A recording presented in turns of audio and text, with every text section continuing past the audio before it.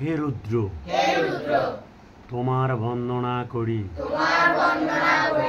তুমি ধর্ম, জীবন ও মৃত্যুত্রয়ী জ্ঞানদৃষ্টির অধিকারী।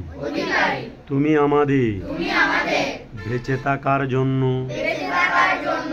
সুন্দর পরিবেশ ও পুষ্টিকর খাদ্যে যোগানদাতা।